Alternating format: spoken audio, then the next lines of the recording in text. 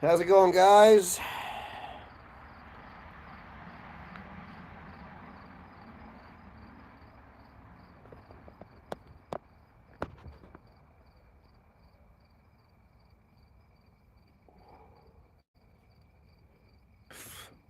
Out here enjoying a cigar.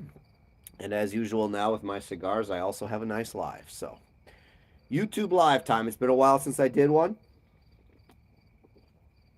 How's it going, guys? I see y'all jumping in here.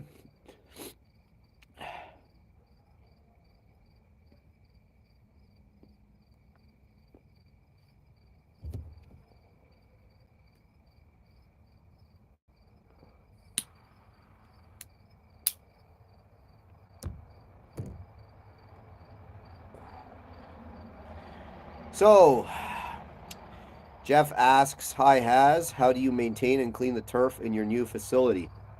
Well, first of all, we try to not let dogs go to the bathroom on it. That's number one. But of course, it inevitably does happen. We have a disinfectant, and underneath it, we have a stone dust and gravel. So there is drainage underneath it. Not that, we want dogs going to the bathroom in there, but we can clean it if dogs do go to the bathroom in there.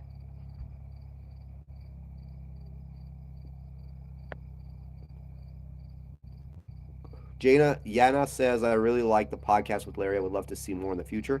Well, good news. We plan on doing more in the future. So, glad you guys enjoyed that podcast. If you didn't get a chance to to check out the podcast, I have 2 podcasts up on the YouTube channel, so you guys can see it all on there. How's it going? SoCal Mals, Veronica Lee. Hey, Veronica, I saw you did this video with the positions.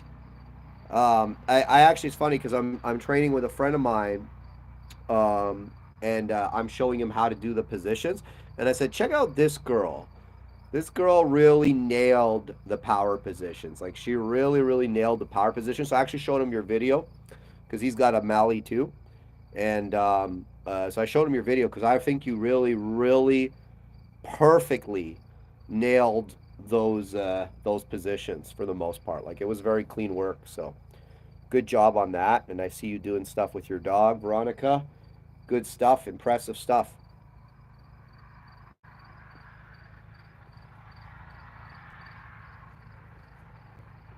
There's 2 trials close to me today. I should say tomorrow. There's 2 trials close to me tomorrow. There's an IGP trial in about an hour from me. Then I know some people that are in it, and it's a pretty big trial. And then there's a PSA trial about a half hour from me in Hamilton. So I'm not sure. I'm like, man, I think tomorrow morning I'm gonna go sit down somewhere and watch some people sweat with their dogs on the field. It's kind of nice to see the shoe on the other foot.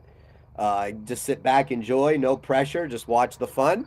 So I think I might hit up one of those trials. I'm not sure if I should hit up the PSA trial or the IGP trial. Um, that's the question is, which one should I hit up?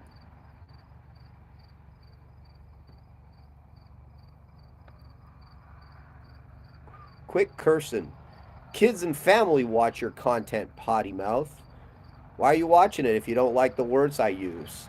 I speak in a direct manner, and sometimes that includes words that are not so nice. Well, who the heck is letting their kids watch my content? What's wrong with you people? I don't let my kids go on YouTube and watch random people's content. I assume it's a troll, though. Greetings from Poland. That's from Darius Rindak. Have I ever been to Poland? No, I have not. I hear it's quite nice, so I'm sure at some point the world of dogs will bring me through Poland. So, yeah, I hear it's very nice there.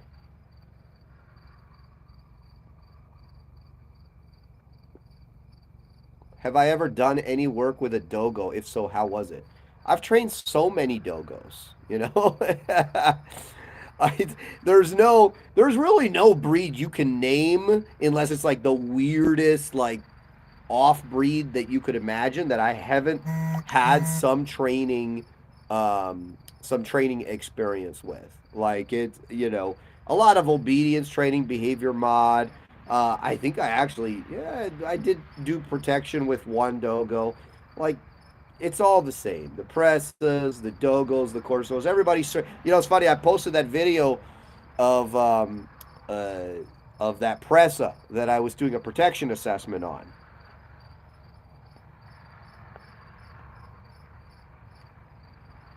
and people were full of all this. Oh, you should see the pressas in Romania. You should see the pressas in Germany. They're not like that pressa. That's a North American press. I'm like, number one, I've been in the pressa game for a minute. I got out of it, but I was in it for a little bit. And guess where I got my pressas? I got my pressas from Romania. So I've seen the pressas from Romania. I've seen those names, the Dell'Arenas and all these other things. I actually had a Dell'Arena. I had two Dell'Arena presses. It's like, guys, they're not special. Of course, in the breed, there are certain, there are certain breeders that are really breeding hard for a working type pressa, but they are not herders. This idea that there's so many presses out there that are the equivalent of a herder is absolute garbage. I don't care what country it's from. I've seen tons from Romania. I imported presses from Romania. I've seen presses from all over the world. That press I was working, by the way, came direct from Spain from a very well-known breeder. They're the same. They're very similar dogs. Occasionally, you'll see one that does stand out. Well, like that dog of James that I used to work called Pablo. That dog was extremely high prey, very good nerves, and he wasn't a reactive dog at all. But most of them do fall into the category of reactive, and they're not going to do what a herder does in terms of bite work. So, this idea that, oh, I just don't know because I haven't seen the special presses from so and so, I've seen them, number one, most likely. And number two, the breed is what it is. The Corsos are the same, the Dogos are the same, right? Everybody wants to ascribe all these special, values to this breed or that breed. There's always some new kind of like hidden thing that nobody knows about, but if you just knew about it, it would change everything. And it's like, no, we already know. We already know. And, so it doesn't mean that, there aren't some really badass presas. For sure there are. But presas are not meant to do what a herder does. And that's what people don't want to get through their head, right? It's either a presa or it's a herder. You can't kind of have both. You got to pick one. And for the most part, even that dog Pablo, high prey, heavy, good nerves, right? Like similar to a nice herder, like really high prey, like a really strong bite, like courageous dog. But he injured himself because that kind of drive wasn't meant to be contained in that kind of body, right? He injured himself. He broke his cruciate ligaments. He had to go through rehab. Um, it's the same thing. Like it's like, even if you end up with that type of drive, you don't. The body of the pressa, for the most part, is not designed to hold up to that kind of workload. And then of course you'll see the pressas that are clearly like, oh, it's a pressa, and you see it, and it's like a 90-pound dog, and it's clearly a band dog, but they've put papers on it, and it's a pressa, and oh, it's a okay, well, it's a band dog, and for sure there are some murderer band dogs out there, but for the most part, band dogs kind of fall into that same category. Yeah, there's a lot of them that have a ton of prey, but they also have a ton of reactive aggression. So it's like, you know, a lot of people keep trying to reinvent the wheel, but the wheel's been invented, guys. It's been around for a long time. If you want a certain thing, get that thing. Stop trying to get something new.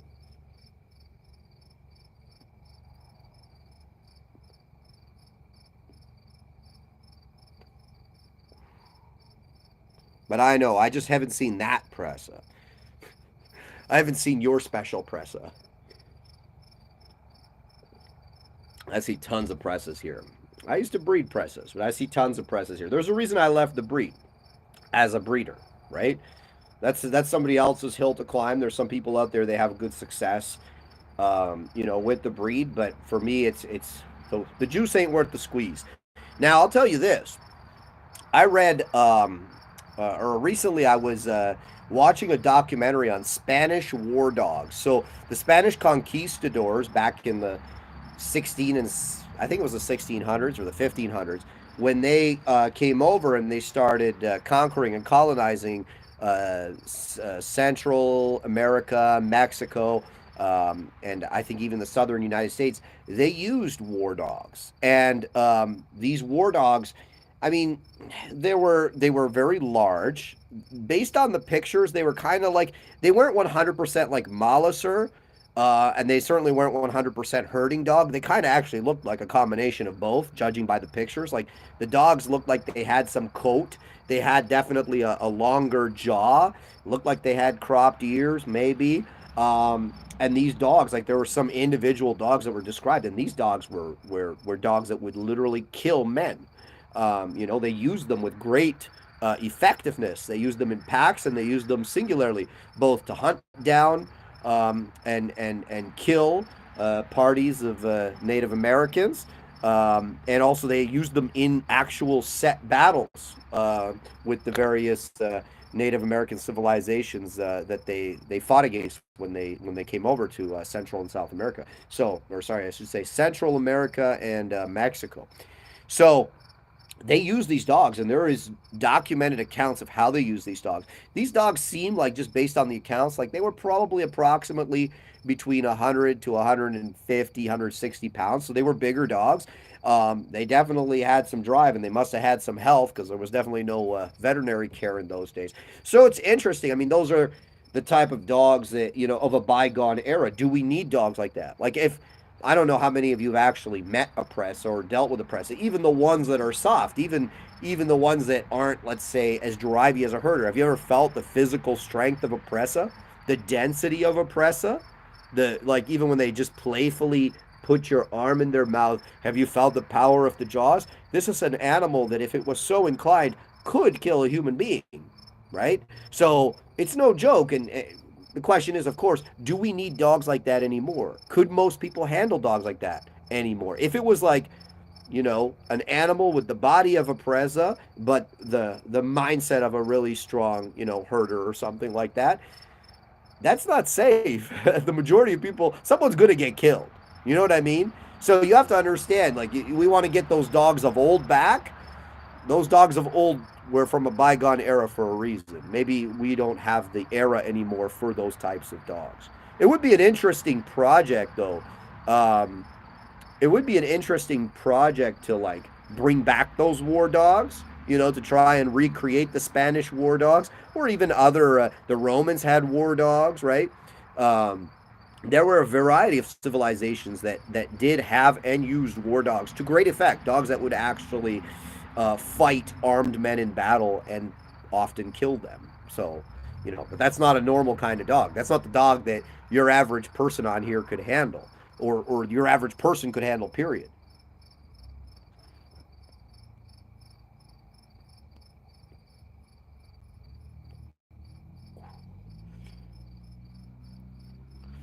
Is there gay dogs? Um, I don't know. I've never seen one. I mean, I'm sure there are some male dogs that, there's always aberrations, right, in nature. Probably there is one. Is it a common thing? I've seen a lot of dogs. I haven't seen it, right? Um, Has is equally, Cyril Arnold says, Has is equally bilingual English and profanity. I am. I have a dirty mouth, and I use it.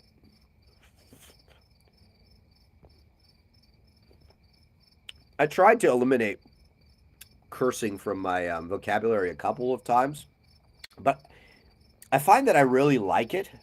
It just really, like, there's something like you just really are able to punctuate a sentence when you use a few choice words.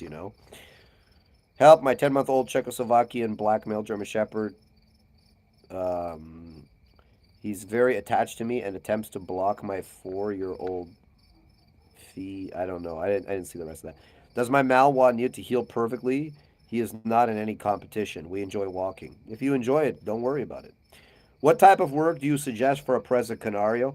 I think a Presa Canario that has a reasonable level of nerve makes an excellent property guardian.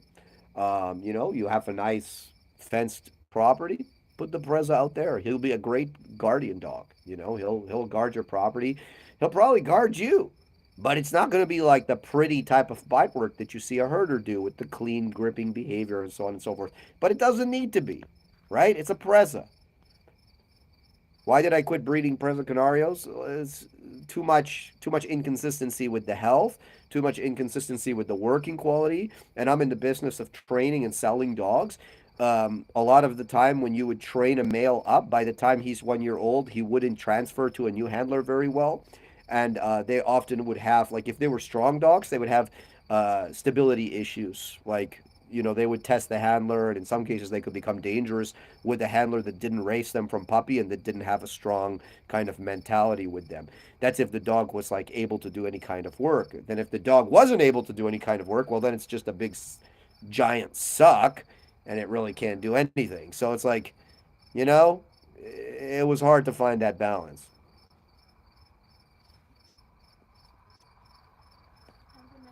Good night. I don't even know, Jose, what you just said there. Zolo to Quintilly make good IGP dogs. I don't know what that is, buddy. If that's a breed of dog, I've never heard of it. Have you come across any Chinese red dogs in North America? If so, what's your opinion? You can see what those dogs are just watching the videos of some of these guys in the UK playing with them. They're reactive dogs, right? Your typical kind of reactive dog. There's some arousal to be generated from the reactive aggression. Are you ever going to get really nice bite work? The majority of the time, if you're lucky, you can get it to engage at best. Um, you know, but I'm betting the majority of them are just going to be nervy dogs. Um, Stop letting. So Deborah, you're saying your German Shepherd is blocking your female from getting on the bed, and they have had some bad fights with no blood drawn because you're allowing your dog to resource guard you. You're allowing your dogs to resource guard space. Your house sounds like a free for all. Get some professional help and start creating some boundaries and structures in your home, because if you leave your house to be a free for all, then your dogs are going to compete for resources. And sometimes they can compete with each other kind of more passively, and sometimes, as you found out, they can compete with one another actively. And you won't like how that goes, as you've already found out. Um, why in God's name are you getting a puppy from Narnia kennels if you've already got two dogs that are fighting? My God, don't get a puppy. That's crazy. You already got a house that's disordered, and you're going to add a puppy to that equation? I hope I misunderstood you. Adopting a 4-year-old male working line German Shepherds next week. How do you suggest evaluating his thresholds and drives to determine his workability and aptitude?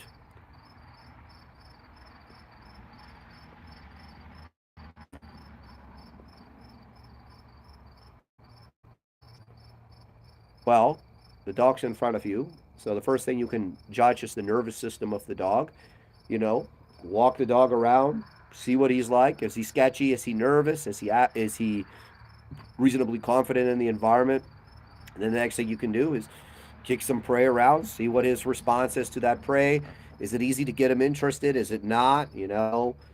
Things like this, right? It's a 4-year-old dog, so it is what it is at this point.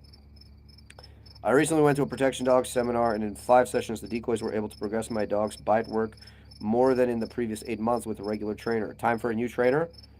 I think you already answered your own question.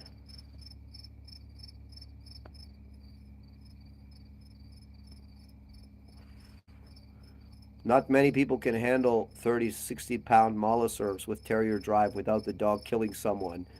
Cough, cough, American Pit Bull Terriers. So it makes no sense why people want 130-pound dogs with high drive and good nerves.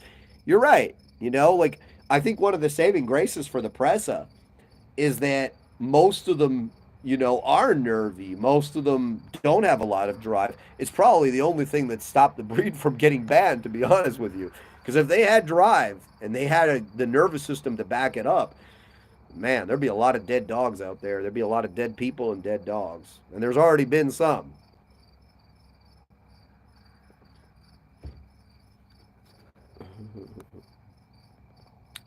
Apex Canine. Throwing some love our way, gracing us with a live after treating us to a top tier podcast. You are too good to us sometimes. Thanks, buddy. I'm glad you enjoyed it. People who curse, this is from Deborah, are actually believed to be more intelligent. See? I knew it. I actually saw that study too.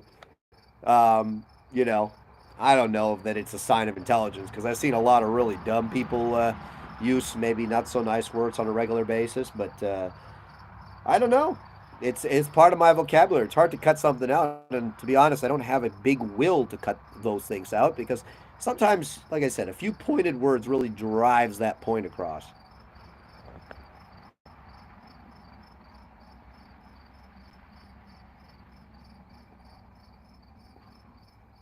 Shield Canine Lives are about DDRs and free force only positive reinforcement. Just kidding, man. Love your podcast with Larry. That's from Alexander. Thanks, buddy. I'm glad you enjoyed the podcast. Jamal, in your opinion, why haven't giant schnauzers done better in sport work? Because it's a giant schnauzer, Jamal. What did we say? Stop trying to reinvent the wheel. You know, you want a giant schnauzer, get one. Just know what you're getting, right? You're not getting the next big, winning dog that's going to put you on the podium and do super well. There is a reason for everything, right? When I go and embark on an endeavor, let's say I wanted to, I don't know, start an ice cream business. You know what I would do? I wouldn't sit down and be like, you know what? I'm going to do everything brand new. I'm going to come up with all my own ideas and I'm going to have the best ice cream business ever. You know what I'd do? I'd say, okay, who are the top 5 ice cream businesses out there? Let me Google ice cream and let me see the first page, who pops up. Let me look at these businesses. Let me see how they're structured. Let me see what they've done, what's working for them, right? Because obviously I'm looking to see who's at the top of the heap, how they got to the top of the heap, and why they're at the top of the heap. And then I'm going to look at what they're doing. I'm going to find the commonalities across the successful ice cream businesses, and then I'm going to formulate a strategy based on that. And then for sure I'll make some changes and some switches and try to make it my own. But fundamentally, stop trying to reinvent the wheel when the wheel's been in existence for thousands of years already. It's already there. You're not coming up with anything different.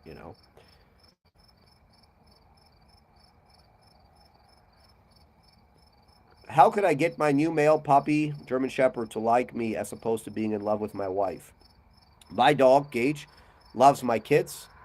He likes my wife. He loves them. Like he like gets along with my older daughters. He gets along with my wife. He likes them. They are a source of affection for him. I am not very affectionate with Gage. We have a father son or a boss employee type relationship. And he listens to me, he doesn't listen to them. I don't need his love. I need his willing engagement and cooperation. When the more you chase love, the less you will have it. It's like sand that you're trying to hold in your hand. You know what I mean? The more you're like, hey, buddy, please be my friend, he's going to be like, oh my God, who the hell is this guy? It's weird. Oftentimes, if you are the source of guidance, boundaries, rules, structure, discipline, all this type of stuff, the dog will often show a more kind of open and affectionate behavior. Not always, but if they have like a choice between like someone who doesn't do any of that stuff with them, they'll have a more like woo puppy affectionate love relationship with that person, but they'll listen to you always more and they'll be much more cooperative with you than they will be with that person, right? Basically that person's like, in their mind, it's just a source of affection. They like them, but it's a source of affection. It's not nothing that they respect. One thing I see with a lot of male dogs is if you try and be overly affectionate with them, if you try and constantly go to them and give them affection, you're kind of throwing mixed messages at them, right? Because on one hand, you say, okay, I'm in charge. I'm, I'm the person that arbitrates your experiences in this world, and I'm going to tell you what to do in various situations and circumstances. I'm going to reward you. I'm going to discipline you. I'm going to give you things. I'm going to take things away. I'm that guy to you. But at the same time, you're going to them and offering the submissive behavior of affection. Now, don't get me wrong. You can certainly be affectionate with your dog.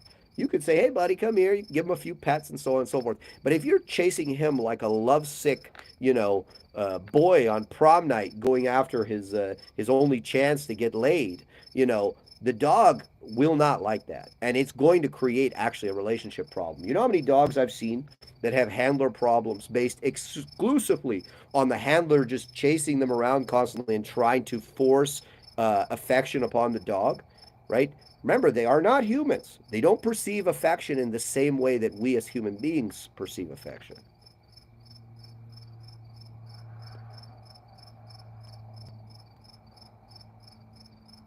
Swearing releases endorphins. Oh, good. Good to know. That's why I feel so good after I do it.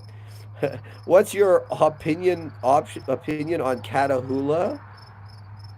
I mean, like, if you're gonna use it for work, use it. Or they're terrible pets. We train them all the time. Like I generally I've never really seen one that I'm like, wow, that's a nice dog. Um, when is my new book coming out? It's one of those things that I'm working on. Hi, Has. Big thanks for the podcast, Larry. It was an excellent experience. That's from Ed. KR Doodle says Zolo is a Mexican hairless dog. Yeah, why aren't they good at IGP? I don't know. Ask the Mexicans. Did Has write a book? I did write one book, and I'm working on a second one.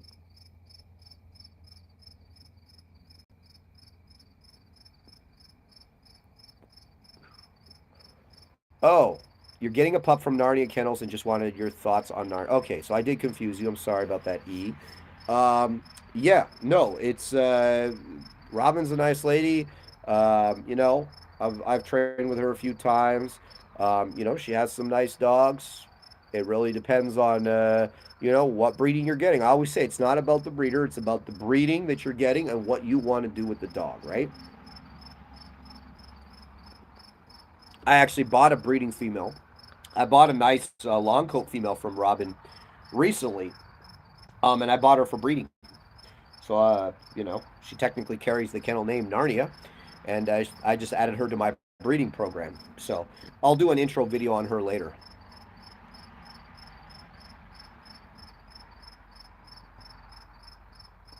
Do you think Presa can make good personal protection dog? Love your. Yeah, for sure. I've already said they can. Hello, Hass. I'm almost sleeping. It's 2 a.m. at night here, but keep listening. Good. Enjoy your evening. Don't stay up on my account. Greetings from Poland. A lot of Poland in the house today. I work at Canada Post as a mailman. Oh my God, I hate you guys. You know what? UPS, FedEx, DHL. I never have any problem with these people. You know the people who always are leaving me notes. For some reason, they found some way to not deliver my package. There's always some problem. It's always Canada Post. Always, always, always. Canada Post has some kind of reason why they can't do their job. But FedEx, DHL, UPS, I don't have any problems with them. They just show up and they give me my mail without any nonsense. The Canada Post is always a freaking rigmarole with those people. Probably because they're unionized. What? But Joey, sorry. I don't. It's not personal. Um, what brand of muzzle do you use for civil work? I don't use a brand of muzzle. I have a bunch of muzzles. I don't even know what brands they are. Whatever fits the dog, right? Do you If you talk about Presa, did you hear about Alano Espanol? Yeah, I've run into those. Nothing special, the ones I've seen.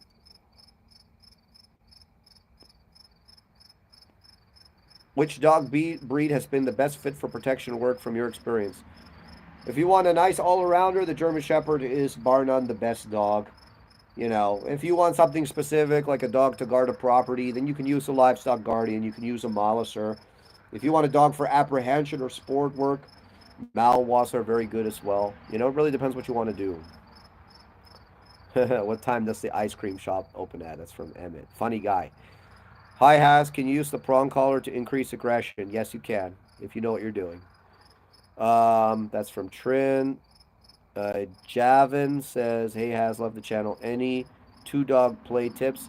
Just got a 3-month-old Presa X Mal pup who absolutely loves playing with my 19-month-old Mel, but is bored to stone by my attempts to play with her. Well, yeah, You're allowing your dog to self satisfy with another dog, which they will happily do. For me, I really limit that when they're young. I don't want them to imprint on playing with other dogs as being the most fun thing for them. I want them to imprint on playing with me.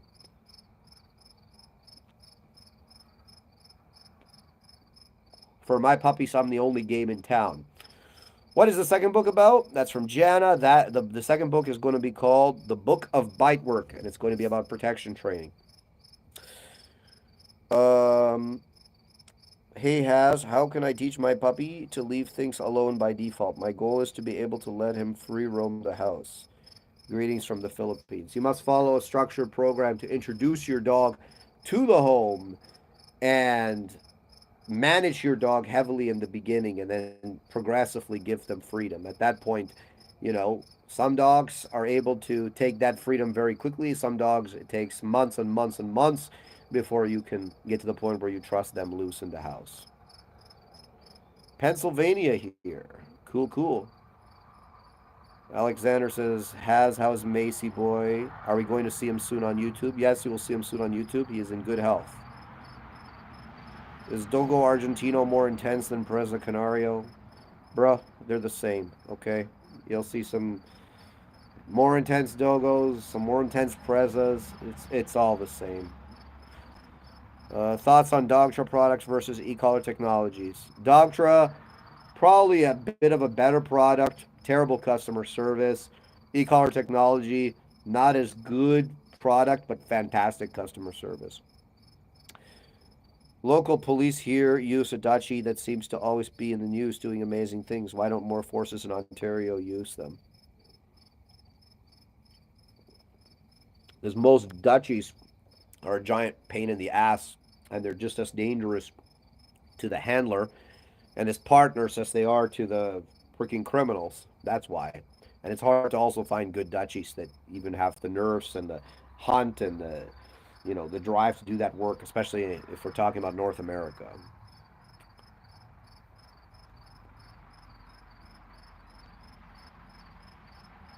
I'm sure I'll get some hate for that, but any trainer, you're like, Dutchie? They're like, oh. How do I get my 14-month-old German Shepherd to stop barking nonstop during thunderstorms? Even when I take him out and try to train him or play with him during it, he would just bark nonstop at the sky. You must correct him for barking. Don't bark. Your correction, obviously, if you're using one, doesn't mean anything to him, right? When I correct my dog for something, he stops doing it. And if he doesn't stop doing it, I will correct him in a way that's meaningful for him so that he stops. Is it possible to have a pack of real dogs? If so, how? It's possible, but it's a lot of work. You better know what the hell you're doing. You better be ready for some blood. You better be ready for some of that blood to come from you. And the vast majority of people wouldn't have a chance in hell of having anything like that.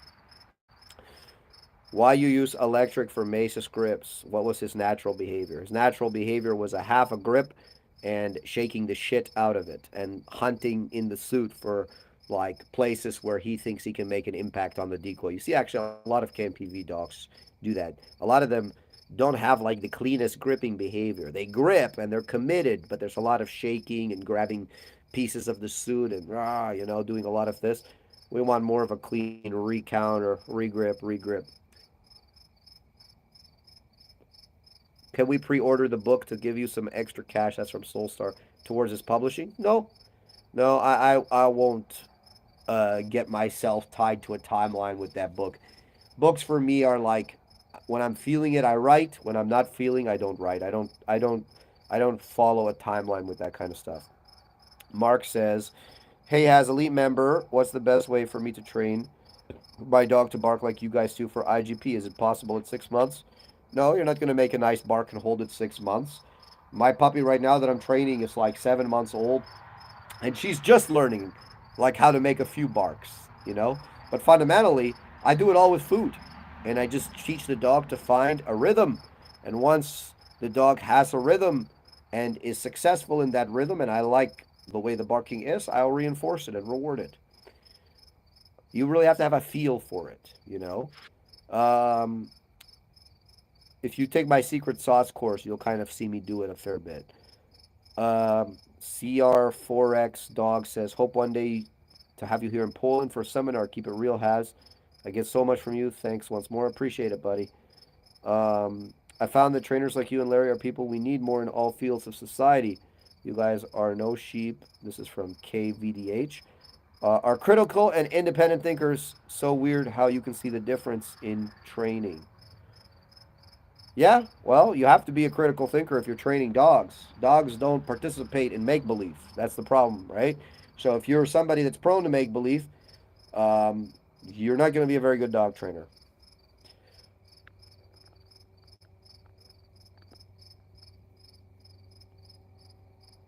After I Googled Czech German Shepherds, I came across your YouTube and subsequently bought and read your book. But I've never encountered my male and female German Shepherd fighting before. Yeah, well, your dogs are fighting over resources. So you have to remove the resources. You have to remove the freedom. You must create structure. If you've read my book, I go over how to do all those things in terms of structure. You need to utilize the place command. You need to stop letting the dogs free roam the house. You need to utilize crates. You need to remove all resources. Your dogs have no business being on beds or furniture or anything like that. You have two dogs that are fighting. You need to take it, you need to lock everything down and start at square one.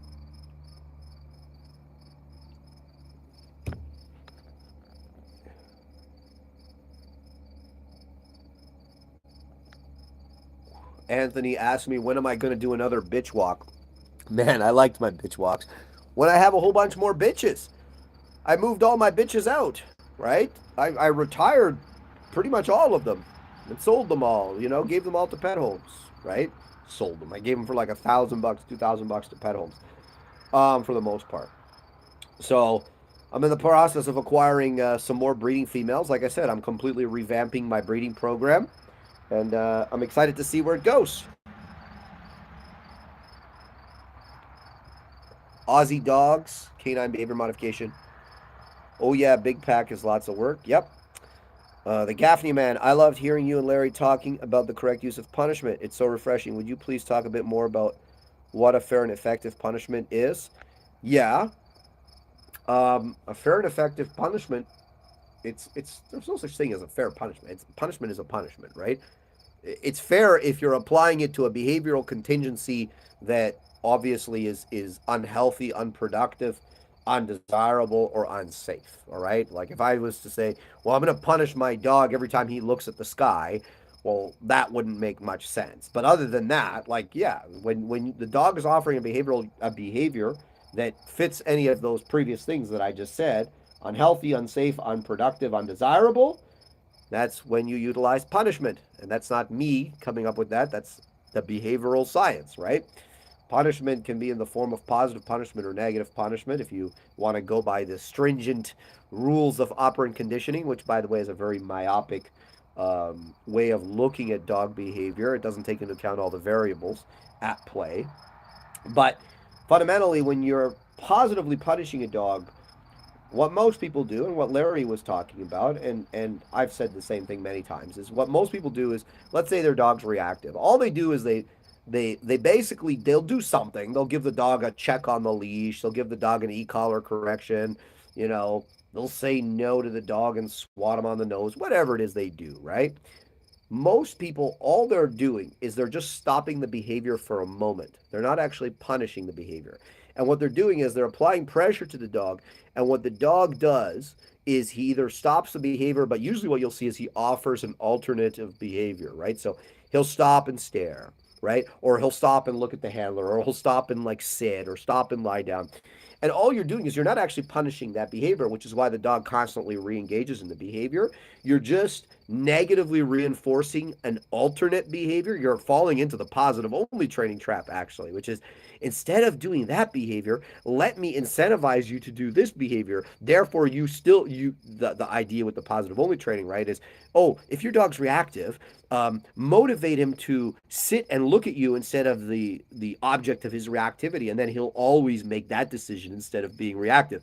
Of course, it fundamentally misses the whole point that, number one, the reactivity is caused by something much more powerful than exclusively, motivation, especially motivation for something as minimal as like a liver treat or a ball, right? Where like the in most cases dogs that are reactive, they're motivated into performing that behavior by a mix of fear, frustration, anxiety, and they also develop very quickly. A lot of dogs are predisposed to being reactive. They actually get some enjoyment out of that behavior as well. Even though there's that fear involved, even though there's that insecurity involved, there's also a sense of enjoyment and accomplishment that they derive from that behavior, which is why in many cases they go back to that behavior. It's very rare to see dogs that are just exclusively fearful in their reactivity. In many cases, you see dogs that actually feel very empowered with their reactivity. They really enjoy being reactive. So it's not just exclusively fear, right? Again, the force free ideologues really struggle with these ideas because for them, fear and enjoyment, stress and enjoyment can't be together, but they certainly can. And if you think about your experience as a human being, you'll realize that in many cases, sometimes you've done something that was stressful but also enjoyable. For instance, let's say bungee jumping, right? If you ever tried something like extreme like that, you got a big rush out of it, but it was certainly terrifying. And there was stress involved, and there's 100 smaller examples like where you see those two things, right? So what most people do is, okay, they say, oh, I'm not like those crazy force-free people. I'm not going to use liver treats. I'm going to use this prong collar or this e-collar or this whatever collar, and I'm going to punish the dog when he does this behavior. But they think they've punished the dog. All they've done is negatively reinforced an alternate behavior in the dog, and then of course the dog just consistently goes back. So being able to say, okay, I've actually punished the behavior. The dog perceives this aversive consequence occurred for this behavioral contingency. He actually perceives what I did as a punishment. Not you thought you punished me. The dog actually says, yeah, you punished me for this, right? He really accepts and understands that he was punished for this and you've done it properly, right? Now, it's not about a device. It's not about, oh, do this or do that. It's a question of really being able to look at the dog and say, I have completely suppressed this behavior. The dog understands that he must not perform this behavior around me and that I will not accept this behavior around me. And he understands that whatever he gets out of that behavior, whatever motivates that behavior, it's not worth the punishment that's going to occur if he engages in that behavior. So that's a long answer to your short question.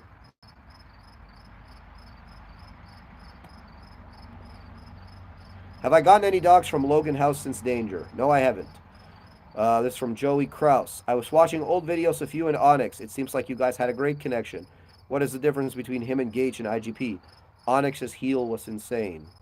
Well, Gage has probably cleaner behaviors in everything except bite work. Like Onyx as a dog had more quality than Gage. And yeah, we had a great connection. People don't get that. Like, you don't believe me? Go back, watch my videos. I have tons of videos with Onyx. We spent a lot of time together. We did a lot of things together. I titled that dog to an IGP3. He was just as nasty in that recent video that you saw of him attacking me in the beginning when I first got him as he was when you saw him just recently, like a month ago. But as a dog, he was definitely more dog than Gage was. It's funny, it's like, it's probably my most viewed video on Facebook was my old competition dog attacking me. And, people, for whatever reason, really gravitated to that video. And I posted that video because I thought it was hilarious. It was just, that's my old dog. That's what he does. That's what he did. And once he doesn't know you, that's what he, I always almost feel like all these people, making the smart remarks. It's like, yeah, go rescue him then. Go be his buddy. Go see what happens. Most of them wouldn't be able to stand a second in that dog's foot presence. I made an IGP3 with that dog. I'm very proud of that. I'm also very proud of the time we had and all the trainings, all the things I was able to do with that dog. Not just make an IGP3. I had this dog off leash in hotels. I took this dog everywhere with me. I did everything with him, you know. And now I have his son, and I'm doing the same things. And his son is not as socially aggressive as he is. His son's a little bit more reactive, though, than he is.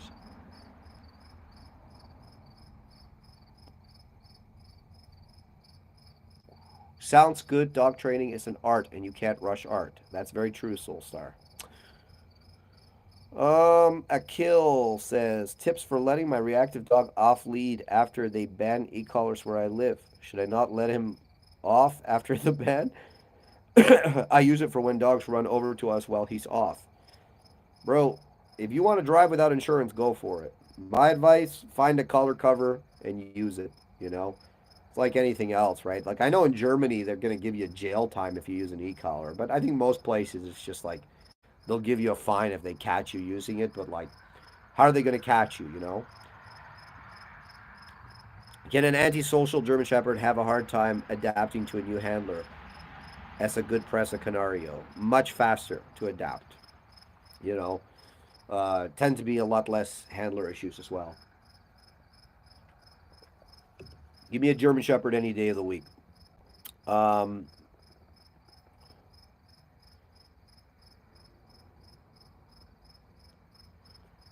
what do you like about PSA versus IGP?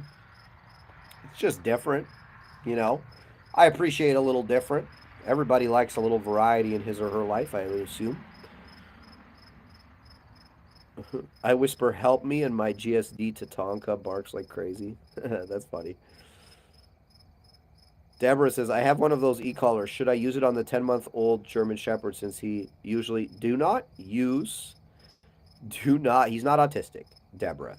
He is a dog, okay? You are allowing the dog, Deborah, I don't know how many times I got to say this. I've talked to you 3 times now in this live, right? Do not use the e-collar.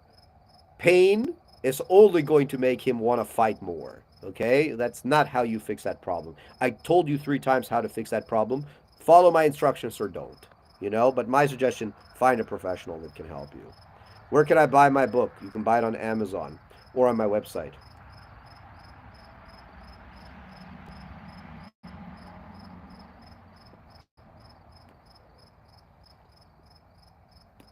Oh no, went out. Yeah, so I'm not sure. I might go to a trial tomorrow.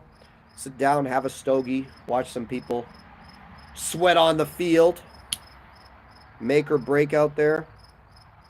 It's nice to have the shoe on the other foot once in a while, you know?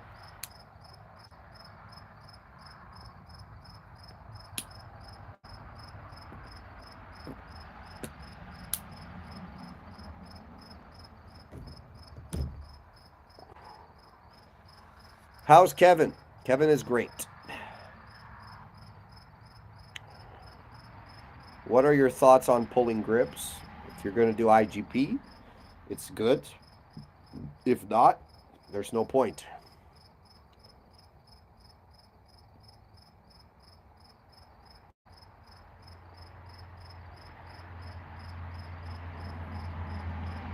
That's Cyril Arnold says, has when you say that a particular dog is territorial and does not tolerate other males or females, is that more about handler experience and skill?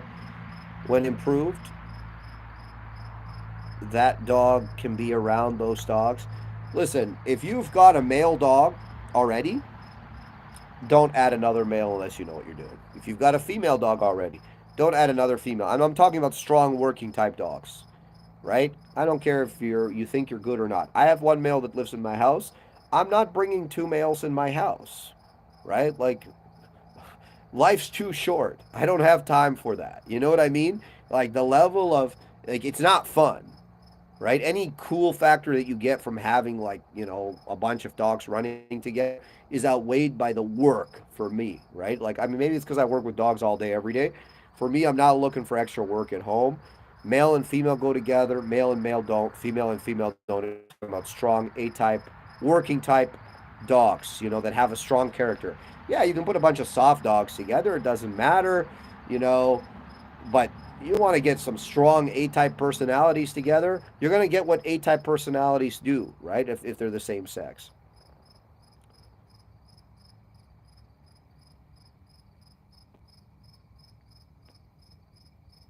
Thoughts on working Rottweilers in Europe? How do they compare to German Shepherds? It's a Rottweiler, my friend. Look, like we know how they compare. Go watch FCI Worlds. There's like 20 years worth of FCI Worlds. You can watch all breeds competing against each other and you will see how they compare. You know? Can you find nice Rottweilers? Sure. If you want to win, if you want the best chance at winning, you get a German Shepherd. You don't roll the dice on a Rottweiler.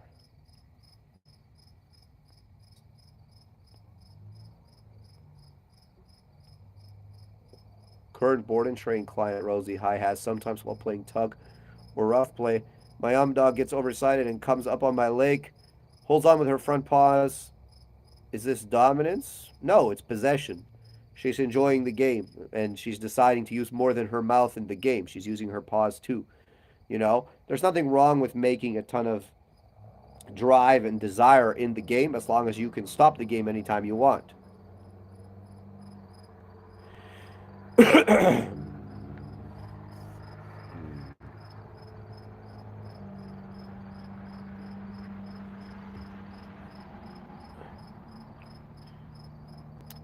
Here in South Africa, we have trainers that train by what they call the traditional method, and they get amazing results. I train with them, but also choose to add treats and positive reinforcement. I assume by the traditional method, you're talking about old school negative reinforcement training. It's just pressure release, right? That's how we train horses today. That's how they trained horses for the last thousands of years. That's probably how they train dogs for the last, 10,000 years. Does it work? Yes. Can it work better with the addition of some things? Yes, right? All these fancy names we have now, Nepopo, all this fancy stuff we do with e-collars and with reward toys and stuff. All it is we're taking what we already knew worked and we're just refining it and making it better. But can you still do the old-fashioned stuff? Just like, hey, do it because I said, and make pressure on the dog in a way that's, meaningful to him and let him understand the training through that. Yeah, you can certainly do that. And it works.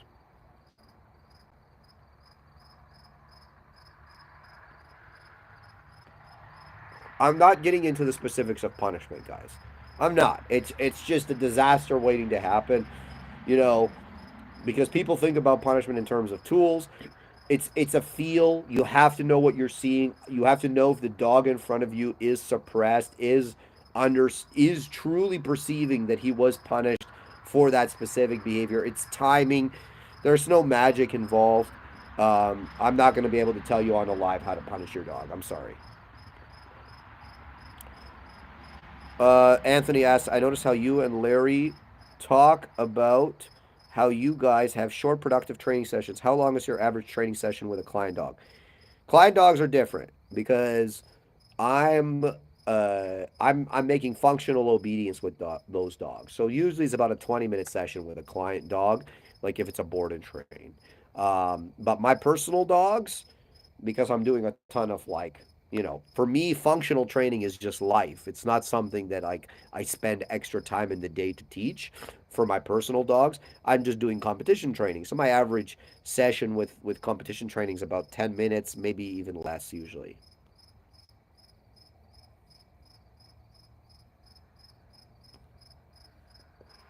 Raiden says, has really enjoyed the podcast. Hope this is going to be a frequent thing, the Joe Rogan of dog training. I don't know about that, my friend, but we'll try. Mm.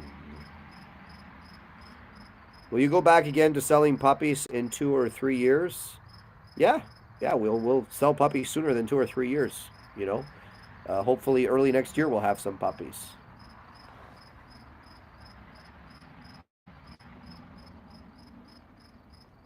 Can bite work be done effectively with dogs like Central Asian Shepherd and Caucasian Ovcharka? You can tie the dog to a tree and agitate it and get it to bite a suit if it's half a dog. I don't know what effectively means. Again, these are not dogs for recreational bite work. These are guardian dogs. They're not going to give nice, clean bite work. They're not dogs that, even are very safe for a decoy to work if they want to engage. It's just not that dog. If you want to do that stuff, you get a herder. Anything more than two dogs is hard work. That's from Aussie Dogs. Very true, Michelle. Um, what cigar am I smoking tonight? I am smoking Hoya de Nicaragua. Specifically, what that is? Let's see. Classico Original. That's what's written on the label. So, I've had these before. I recognize the label. It's a pretty good cigar. Oof. Hi, I'm from Sweden, and I see dogs being abused, even police dogs. So all of our banning of tools are not beneficial for many dogs. I wish the authorities could take a look at what you are advocating. Well, the thing is, when you ban tools and you ban methods of training, people don't stop.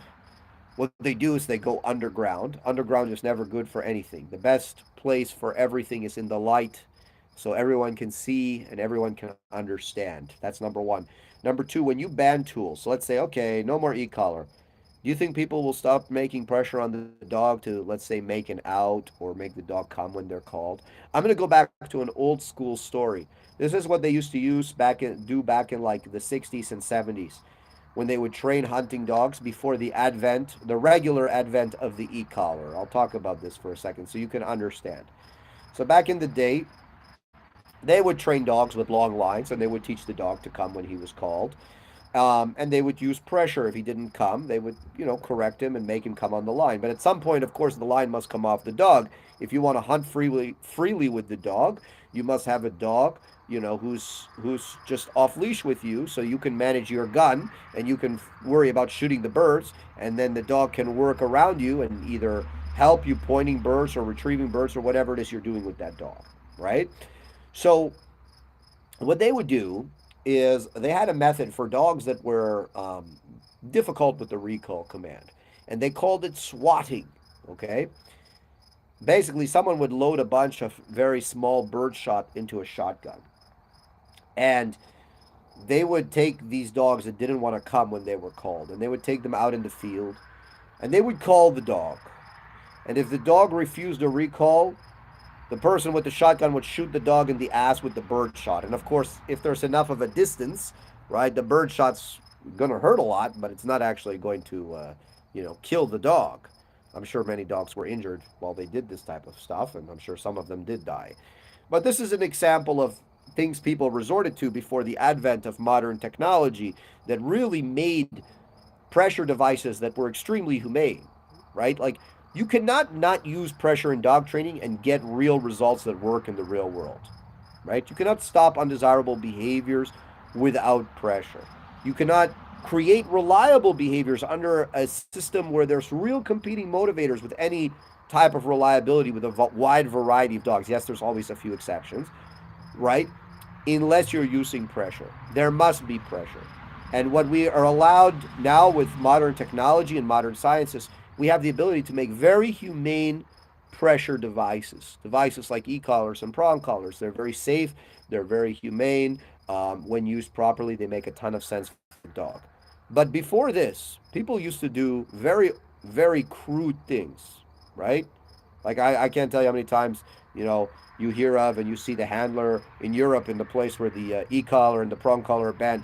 They're making out by whacking the dog upside the head with the leather leash, right? Like it's not that people will stop using pressure. It's that now they're forced to use caveman forms of pressure, right? Instead of the advanced scientific proven methods that we use today, advanced modern dog training, right?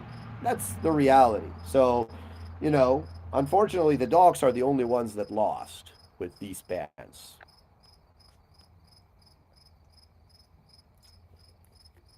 I have a Presa Canario female, 10 months, and I just got a pocket bully that's already 2 years old.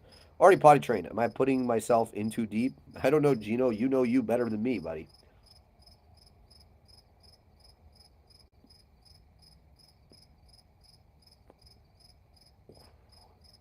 Let's talk bloodlines. Are there certain dogs that are known to spark your interest? I assume you're talking about German Shepherds based on the fact that you said Bali, Knox, Quartz. Yeah, I mean, look, like those are all dogs that you don't mind seeing in a pedigree. It really depends on the combination. For me, when I look at a pedigree, I look at the top half. I look at the bottom half. I see what the female's bringing. I see what the male's bringing. I look for inbreeding. I see where that is. You know, these are the things that inform my decisions. It's not that I'm looking for only a specific thing. And then there's also some names that I don't want to see in the pedigree. Personal preference, right?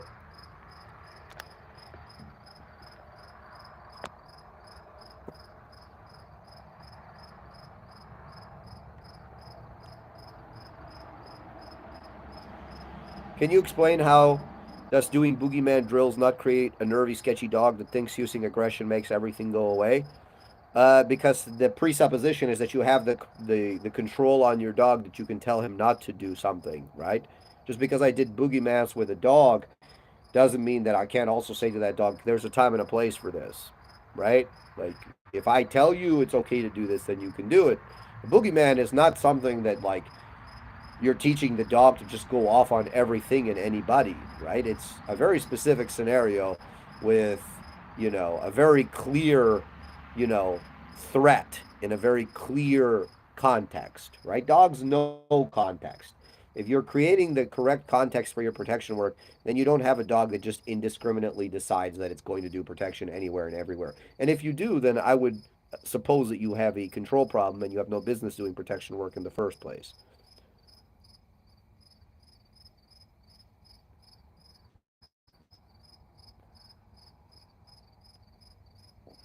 Best general advice for first time Malinois owner in competition obedience training. Most common beginner mistake. Most common beginner mistake is to mix functional obedience and competition obedience. Those two things are completely separate. Train them separately. Don't play this game of, oh, I have to let my dog be an idiot all day because I want my dog to be nice in the competition obedience. Teach your dog impulse control right off the hop. Teach them basic age appropriate rules, and then when you teach your competition obedience, teach it in the context that it's meant to be on the field, in a specific type of emotion, and create a positive experience. When you mix those two things, like functional and competition, then you have nothing. You just have nothing that's particularly good one way or the other.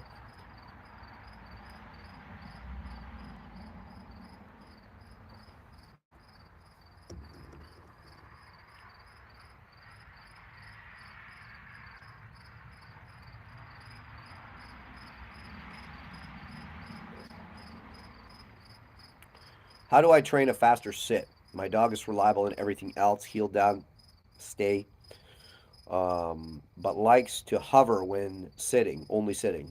This wonderful thing called negative reinforcement. What I do when I train the sit with a dog that doesn't want to sit is I actually pull him out of the sit and tell him to sit, and I make him fight leash pressure into the sit. So if I'm pulling him forward and I'm saying sit, sit, sit, sit, sit, and he can't sit, and his ass is up off the ground and he's trying with all his might to sit, very quickly what I'm doing is I'm creating this heavy need in the dog that when he hears sit, he does his very best physically to try and force his ass into the ground. And there's a process for this, and you know, I'm not going to get into all the complexities of it here, but fundamentally that's it. Create opposition reflex in the dog. Pull him out of the sit while luring him and asking him to sit, and he'll learn to fight the leash into the sit instead of you forcing him into the sit. Funny how people think bans will fix everything and get offended when you ask them if they think theft, assault, murder, etc. just vanished into the wind. Yeah, very true. Very true. There's 100 things that are banned and they're still around. How can you tell if a dog's naturally inclined to do scent work? Throw a ball in the field, see if he'll look for it. Throw food into the grass, see how hard he looks for it.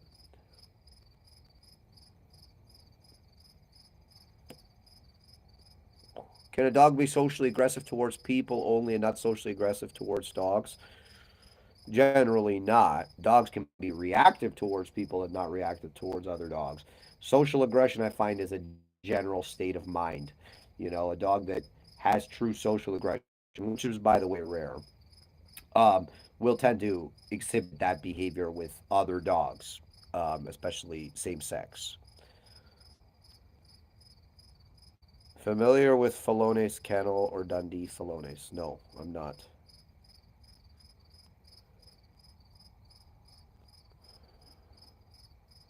Soulstar says thank you for taking the time to talk to us. Appreciate it. I'm just enjoying my cigar.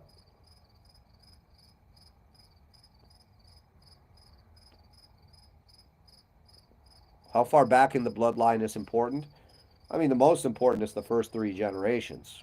If there's inbreeding, then it's a little bit more important.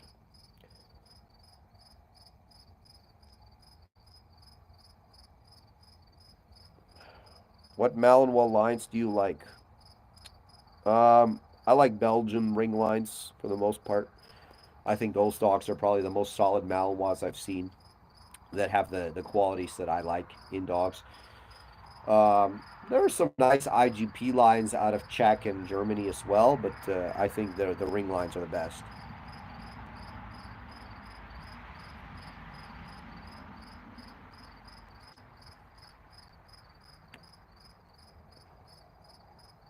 Any tips on socializing your dog when they don't have nearby friends with dogs? I don't socialize my dogs with friends with dogs. I teach my dogs to be neutral towards other dogs. I have a free YouTube video on it. Go in public, walk around. Very easy. Hey, Ass, really enjoying your podcast. Where did you and Larry go to eat out? Seems like you guys had a great day. We went to the Cambridge Mill. It was good food. Family brings dogs over, including an intact male that could challenge our male GSD. Thoughts on visitor dogs in the home? If my family sometimes comes over and they will bring my wife's side of the family actually, and they'll bring dogs sometimes. I always just put my dogs away. I don't have time. I don't have time for it. I just put my dog. I'll just put Gage away. You know what I mean? When people come over, I'm focused on the guests. I don't have time to be thinking about my dog. I use this wonderful thing called the crate. Put him in there. Don't worry about it.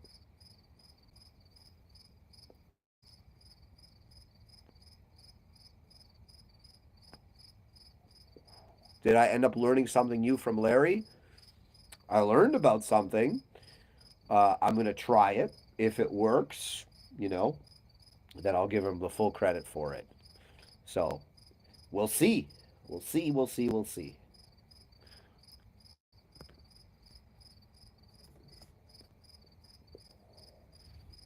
Larry's a good guy, and he knows what he's doing. I think he has a lot to give from the knowledge perspective when it comes to dog training and dog behavior.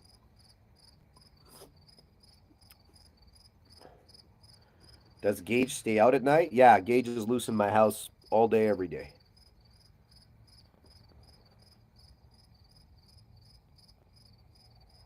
When visitors come, when family comes, I do put them away.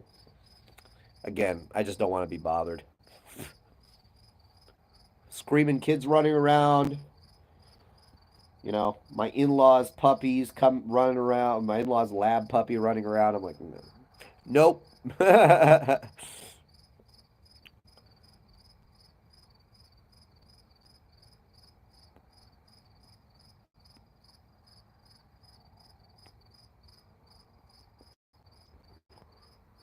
Any other stuff, guys? Looks like we're running out of questions.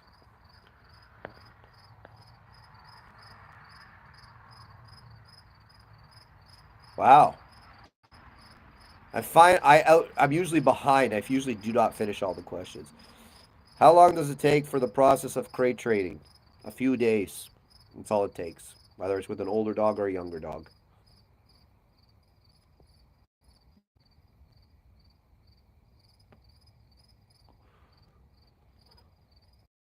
What is the best way to build the true passion to work to bring out power in your dog? I've tried many methods and I have your book on the way.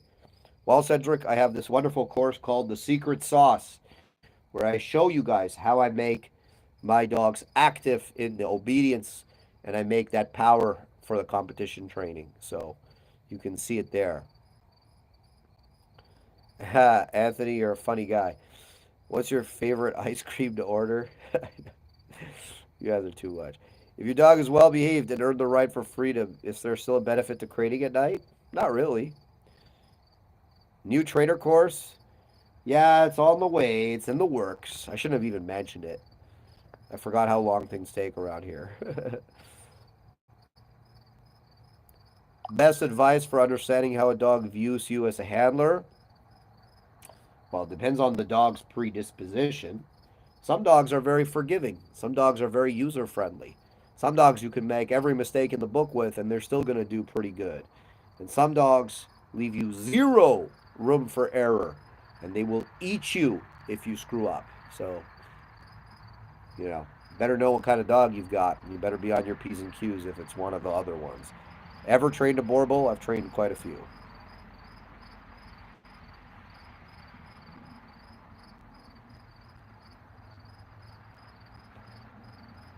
Charlene says, I wanted to bring more out of my Malinois in training. Now I'm often bleeding one way or another after a training session.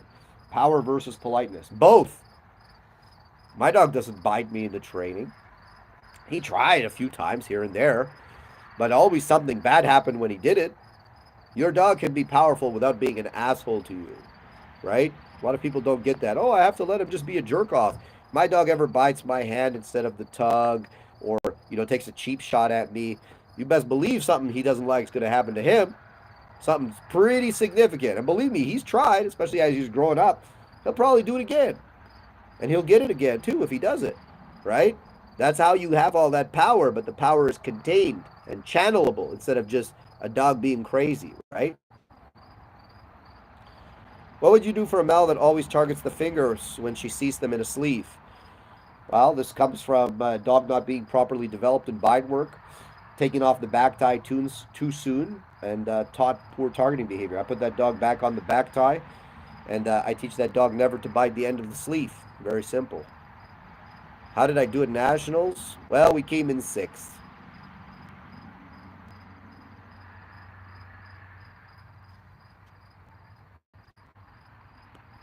You can find the secret sauce at Shield Canine online.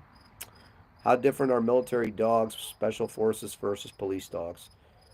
Well, they're all different versions of the same thing. You get really good police dogs, really good military dogs, and really shitty military dogs and really shitty police dogs. They're performing dual purpose work in both taskings, right? Can you please stop smoking? No, Alan, I can't. That one's for you. Sharpei, I've trained a few Sharpeis, Michelle.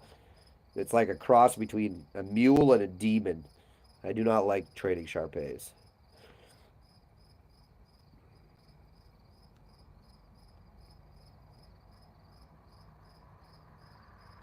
Sarah says, just wanted to say that I'm so happy with Calvin's training of Echo, and she's been amazing with other dogs and animals.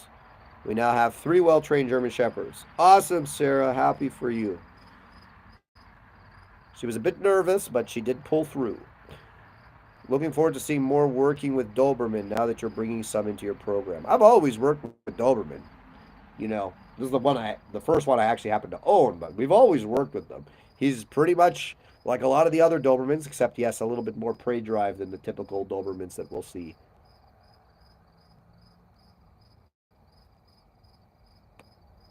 Am I going to breed another Malinois Shepherd cross? Probably not.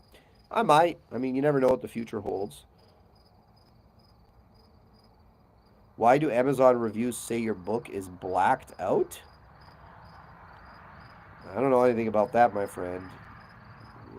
My book is certainly not blacked out. Maybe that person got a misprint.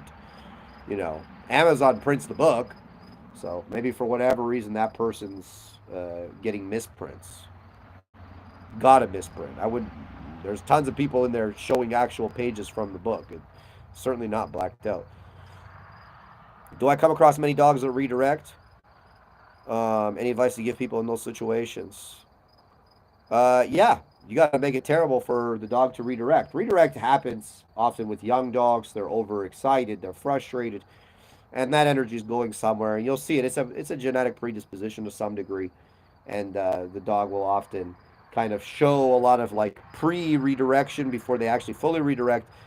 It's quite easy to fix. Hey, redirect on me once, shame on you. Redirect on me twice, shame on me, baby. It's not happening twice.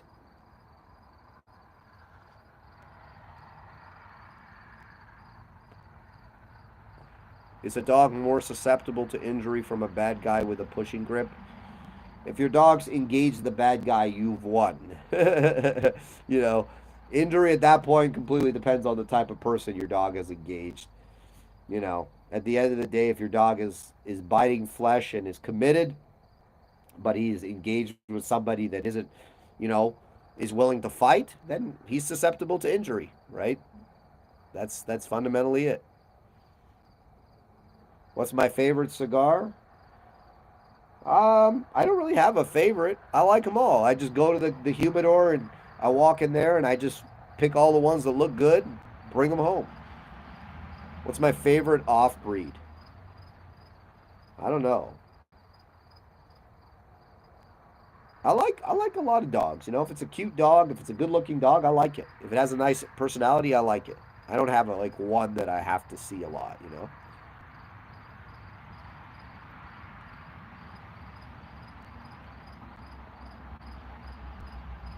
is Rottweiler off breed in your opinion? For work, yes, because it's not common.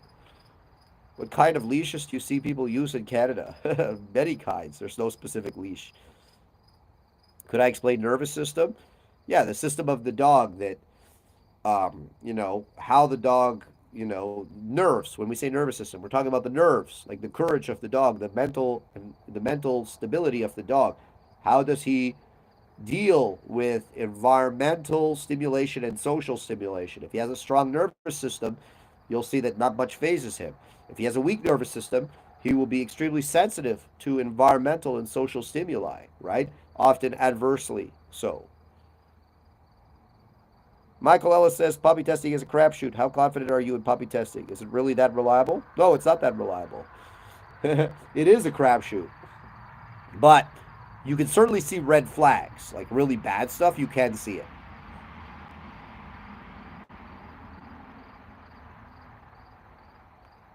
What's wrong with those two herders you're advertising? Are they too social for your clients? No. They aren't too social for my clients. One is difficult with other male dogs and not particularly suitable to sell to my average client who, for some reason, lately everybody that I sell to has other dogs. So he's not suitable for that. And then the other one has just too much drive for my average client, but he's too old to sell to a police department. So, you know, he's, too much drive in one. The other one can be an asshole with other male dogs. Both of them just aren't, let's say, the most easy dogs to move for who I typically sell dogs to.